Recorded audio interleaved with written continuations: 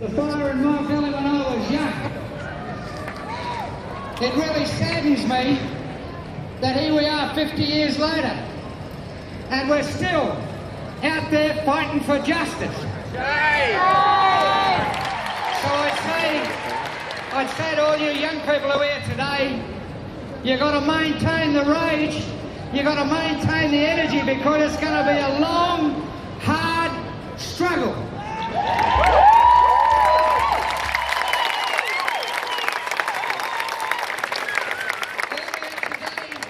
In Redford in Sydney, there was a special memorial for another strong fighter for justice, Mr. Ray Jackson. Ray Jackson was the other grandfather to two of my granddaughters. He was a fighter who fought all of his life, but the sad thing is, like all Aboriginal political activists since the beginning of the 20th century, or for that matter, since the original invasion, all people who have fought for justice have died knowing that their life work ultimately came to nothing. This is the lesson that needs to be learnt in terms of staying in the struggle for the long term. Today is not just about the brutal closure of communities in Western Australia. There are a multitude of issues that have brought us here today. One of the most important is that the jails of this country are full of blackfellas.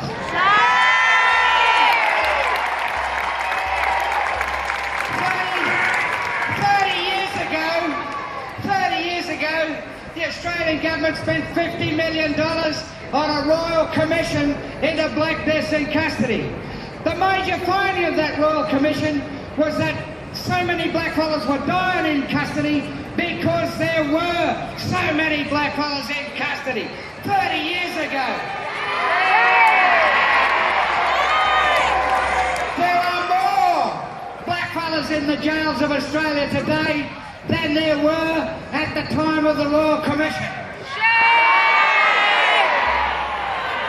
This gives us an indication of the struggle ahead of us. Again, I want you all to congratulate the young organisers of today.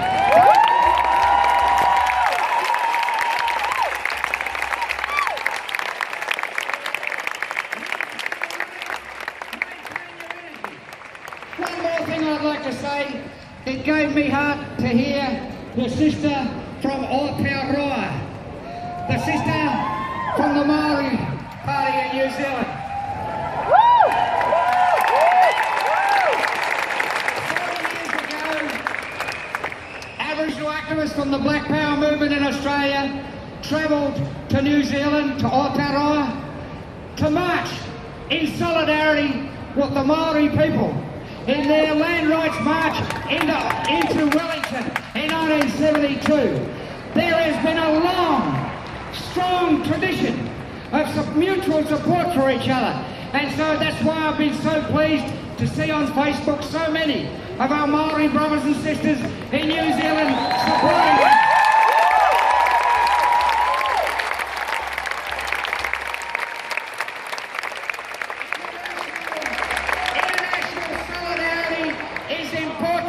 Because the current Australian government and previous Australian governments don't really give a damn unless they see international support being expressed for us.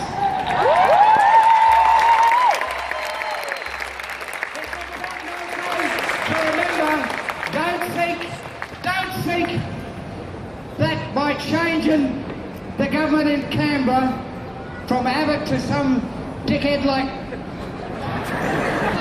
Bill Shorten, the ALP is more racist than the Conservatives in Canberra. All politicians are bastards.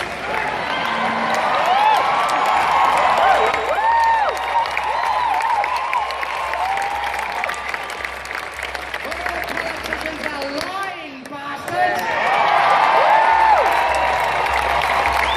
And it doesn't matter who you vote gets in. Don't trust politicians. Trust the will of the people. The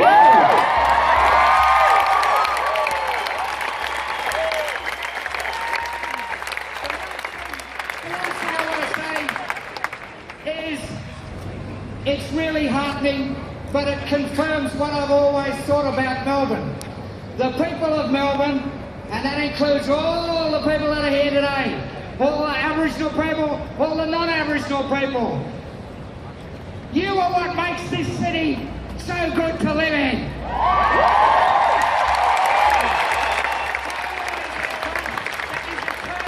In these sort of numbers for this sort of issue. All you're going to do is keep the struggle going. Keep the struggle going until we win. See you.